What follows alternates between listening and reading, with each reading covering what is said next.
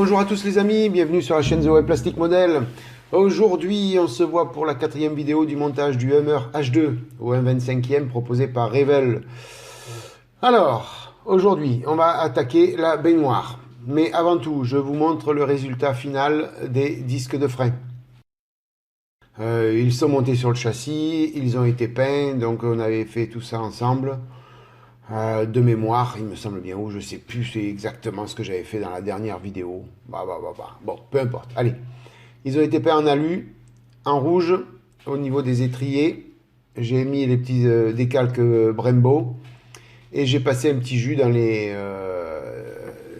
sur les disques eux-mêmes, un petit jus noir de Panel Line de chez Tamiya pour donner un petit peu plus de relief au disque de frein. Voilà, donc ça c'était la dernière étape que nous avions fait ensemble. Et puis maintenant on va attaquer la baignoire. Donc je voulais juste vous montrer le résultat final des disques de frein. Voilà la baignoire, donc on va commencer. Donc j'ai dégrappé, donc pour commencer, j'ai dégrappé toutes les pièces nécessaires et utiles à cette étape. Donc il y a les sièges à coller bien sûr, il y a la console centrale, il y a des petites pièces chromées, il y a les fameux haut-parleurs qui vont dans le coffre et les sièges arrière. Donc il va falloir bien sûr comme d'habitude bavurer, nettoyer toutes ces pièces. Donc il y a des petites bavures là que je vous montre à retirer. Il va falloir nettoyer tout ça, donc on va prendre le temps de le faire. Il y a pas mal de boulot sur les sièges hein, parce que l'ajustement il n'est pas top. Donc je vais vous montrer ça. Voilà, il va y avoir du mastic à poser, il va y avoir du ponçage. Vous voyez les petits jours là qu'il y a là. Voilà, donc il y a pas mal de boulot à faire au niveau mastic et au niveau ponçage. Voilà, en plus il y a des endroits où il y a une différence d'épaisseur énorme. Donc ben, il va falloir refaire tout ça. Hein. On pourrait coller comme ça et poser, mais bon, ça, malgré que la voiture sera fermée et qu'on ne va pas voir grand chose au final, j'aime bien les choses bien faites, donc je préfère travailler avec le mastic et le ponçage.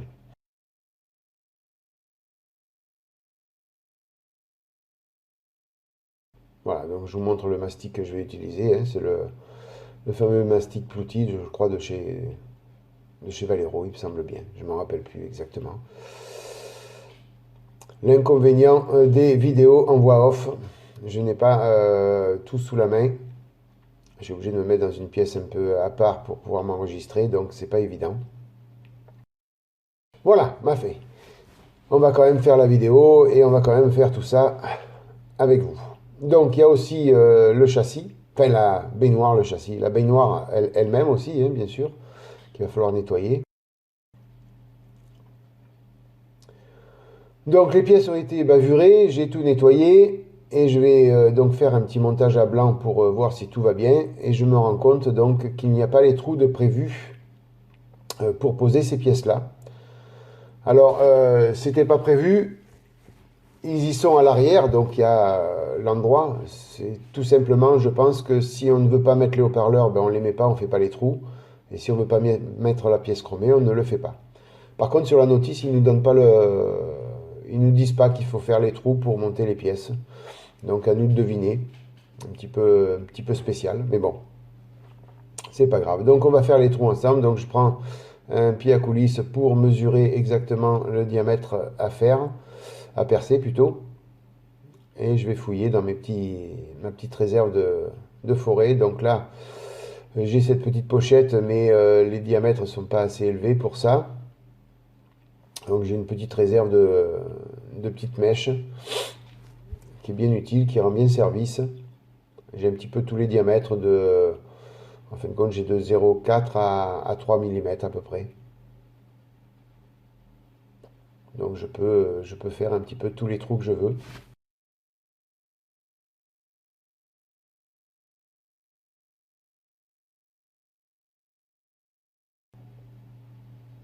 il suffit de fouiller, trouver la bonne dimension.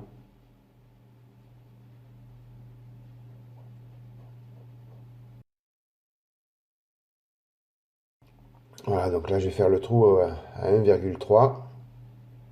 Donc pour la pièce qu'on met, on prend le porte-mèche.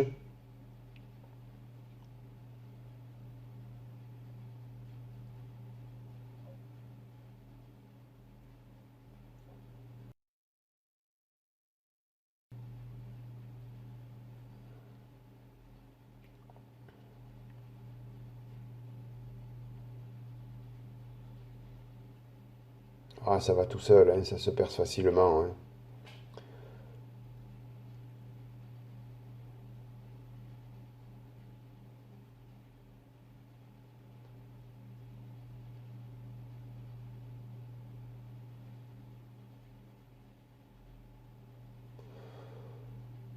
Il faut juste bien ébavurer pour pas qu'il y ait de matière plastique dans le trou, afin d'éviter que ça force trop.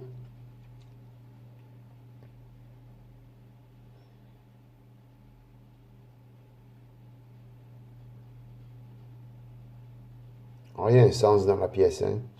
Les trous sont pas bien asymétriques. Il y a un petit sens, donc faut le trouver. Voilà. Donc ça s'ajuste parfaitement.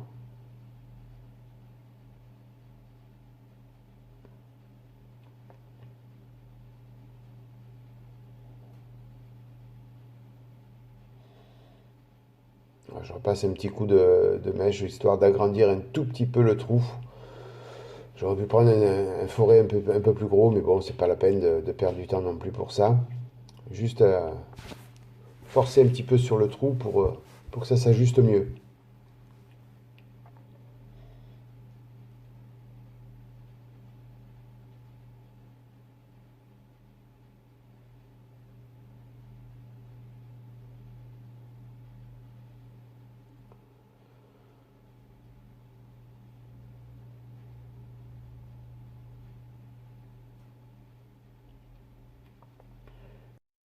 Voilà, maintenant, on va faire le trou pour les haut-parleurs. Donc la mèche est un peu plus grosse.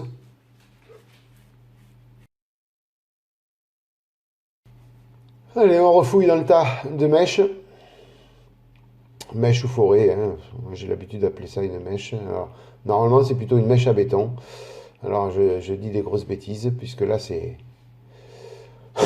sont des forêts. Les mèches, c'est des mèches à béton.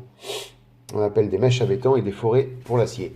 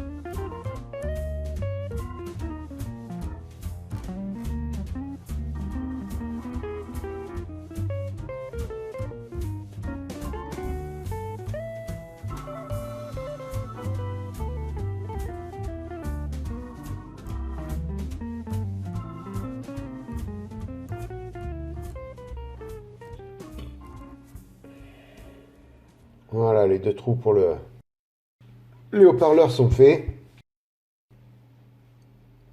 Je vais retirer les petites bavures pour pas qu'elles embêtent dans l'ajustement.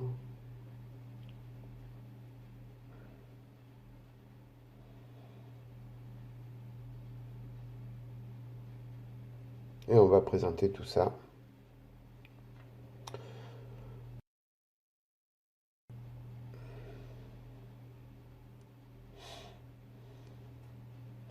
Alors j'ai tout rangé et je vais faire un petit montage à blanc donc de l'ensemble de toutes ces pièces pour voir s'il n'y a pas de souci d'ajustement, voir exactement ce qu'il faut faire. Éviter de le faire après, de forcer sur les pièces quand tout est peint.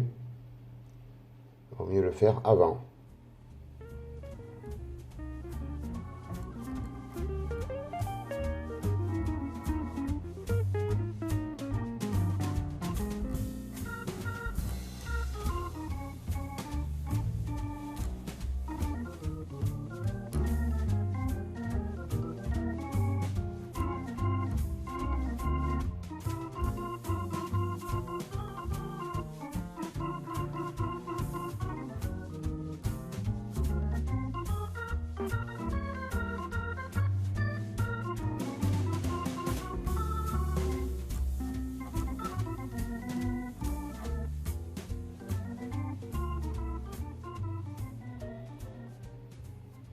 Alors bien sûr, hein, hors caméra, j'avais retiré toute...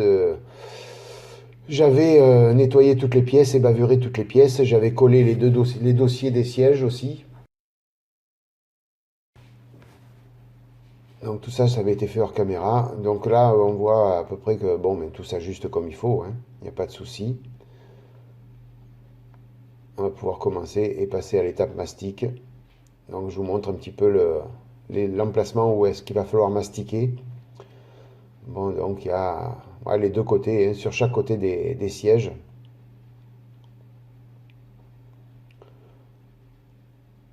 Voilà, surtout ici, là, de ce côté-là, c'est hallucinant la différence d'épaisseur qu'il y a. Vous voyez, il va falloir mastiquer et poncer tout ça, quoi. C'est énorme. Bon, rien de méchant, hein, il faut juste prendre le temps de faire les choses.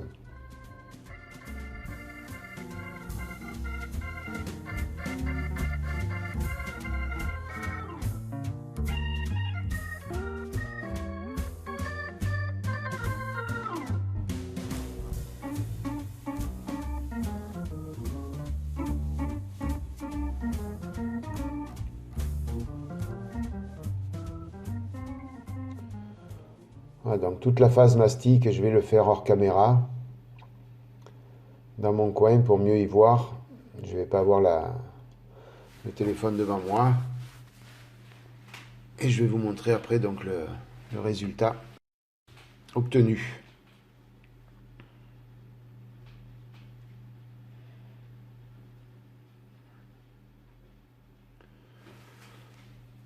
Voilà, donc tout a été mastiqué, poncé, remastiqué, reponcé. J'y suis revenu à 2 ou 3 reprises. Il a fallu aussi refaire quelques lignes de structure au niveau des dossiers de siège, au niveau des appuis-têtes surtout.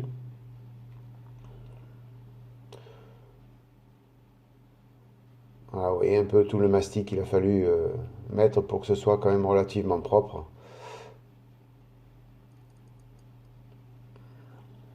Donc il y a quelques heures de travail dessus.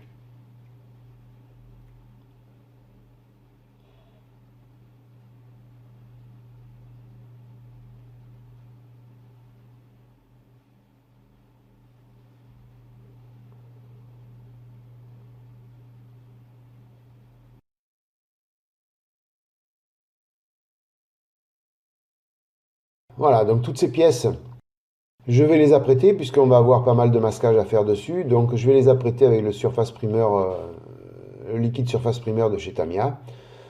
J'opte pour prendre le gris puisque ça va être tout peint en gris ou en noir ou en gris foncé. Donc j'opte pour cet apprêt. Donc hors caméra, j'ai passé l'apprêt. Je vais donc les pièces sont sèches. Je vais retirer les défers de leur support bois. Donc le résultat est pas mal, hein. Il y a quelques petites traces de mastic, mais je veux dire, après une fois à l'intérieur de la voiture, ça ne se verra plus. Donc c'est pas la peine non plus de revenir poncer, remastiquer encore une fois.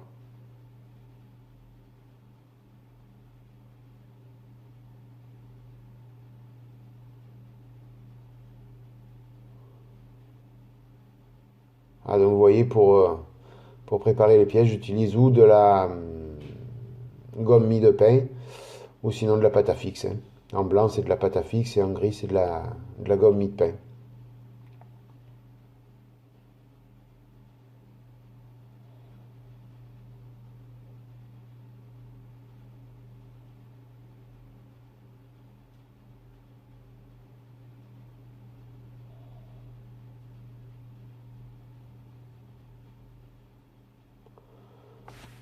Voilà, donc on va pouvoir passer à la phase peinture maintenant. Donc là, je vais vous montrer un petit peu le résultat de près. Donc, vous voyez, c'est vachement propre. À part, bon, à cet endroit-là, il y a un petit peu, une petite trace, mais c'est léger, hein, c'est vraiment succinct. Donc on peut mettre la peinture par-dessus, ça se verra pas trop avec les contreportes à côté. Ça ne se verra pas trop.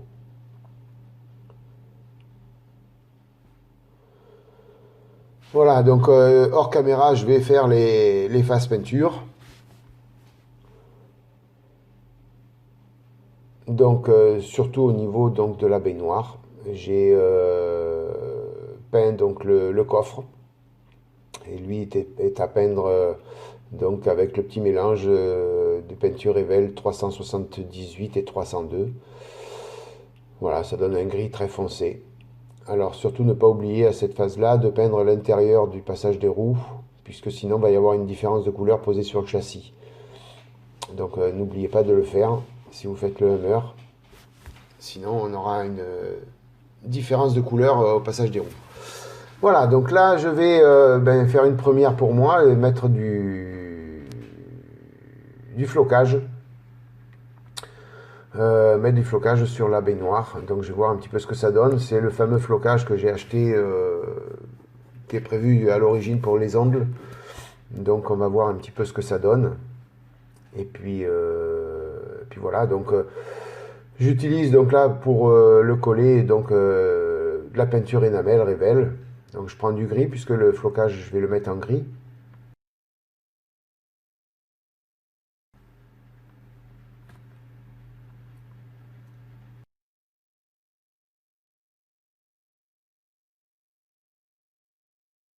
Donc on va pouvoir essayer réellement le flocage, ce que ça donne. Alors j'ai un doute qui s'avérait exact, vous verrez par la suite. Mais c'est un flocage qui est rempli de paillettes. Donc c'est prévu pour mettre sur les ongles. Donc à la fois, il faut que c'est pas prévu pour faire de la maquette. Donc à l'utilisation, ça s'utilise pareil que le flocage spécial maquette, sauf qu'il y a plein de paillettes. Et au final, vous allez voir, c'est pas top. On voit beaucoup plus. Enfin, à la lumière, on voit toutes les paillettes. Donc malheureusement, on fait avec, hein. Donc là, je passe la peinture. Alors pour une fois qu'on peut peindre et ne pas regarder exactement s'il y a des traces de pinceau, on en profite, allons-y gaiement. Youpi, on ne peut pas, on n'est pas obligé de respecter la douceur du passage du pinceau. On s'en fout, on y va.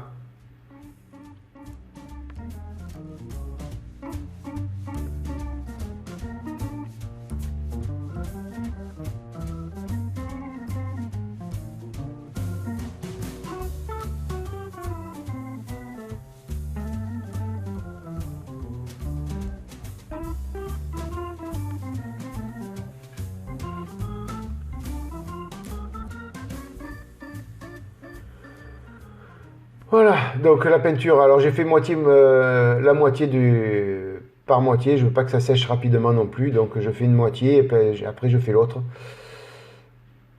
Voilà, donc là je passe donc avec un petit chinois, donc vous voyez toutes les paillettes, on voit que ça, et en plus elles sont hyper volatiles, j'en avais partout sur l'atelier.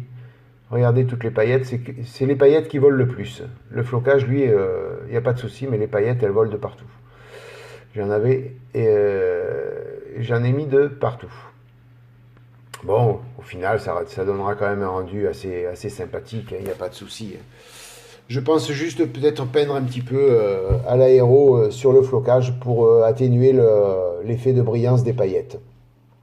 Je pense faire ça rapidement, histoire que ça soit quand même beaucoup plus propre. Voilà, donc là, je vous laisse découvrir un petit peu la suite. La deuxième partie, je ne l'ai pas filmée volontairement. C'était la même chose que ça. Le rendu est quand même pas mal. Il n'y a pas de souci, hein. Ça fera joli quand même. Ça fera la blague, comme on dit, hein. Voilà, sinon, donc, avant que avant que la vidéo soit finie, je voulais vous dire que c'était certainement ma dernière vidéo de l'année. Donc, si on fait un petit bilan de l'année, je suis hyper content de la chaîne. 622 abonnés aujourd'hui. Vous êtes superbes, magnifiques. Je vous adore tous et je vous remercie beaucoup de votre fidélité. Voilà, donc si jamais c'est ma dernière vidéo de l'année, bien écoutez, je vous souhaite à tous de bonnes fêtes de fin d'année. Passez un joyeux Noël, un joyeux réveillon de l'an. Profitez bien de votre famille si vous faites ça en famille, de vos amis si vous faites ça entre amis. Je vous souhaite de passer de très très très bonnes fêtes de fin d'année. Et je vous souhaite à tous un joyeux Noël et une bonne année. Voilà, donc la vidéo va toucher à sa fin d'ici peu, hein, ça fera oui, à peu près 22-23 minutes. Donc vous voyez le résultat final. Ça fait joli, mais il y a les paillettes qui me gênent. Voilà, donc l'effet moquette, il n'y a pas de souci, c'est parfait, mais les paillettes, alors c'est affreux. On dirait, oui, ça fait une voiture boîte de nuit, quoi, comme on dit. Il ne manque plus qu'à mettre une boule à facettes au plafonnier et on est bon, quoi. Voilà. Bon, je pense mettre un petit coup de peinture dessus, ça fera l'affaire. Voilà. Donc encore une fois, 1000 fois merci d'être passé par là. Je vous souhaite de passer une bonne journée, une bonne soirée, une bonne matinée, selon l'heure à laquelle vous allez visionner cette vidéo. Et puis, donc encore une fois, joyeux Noël à tous et bonne fin d'année. Allez, bye bye, à plus.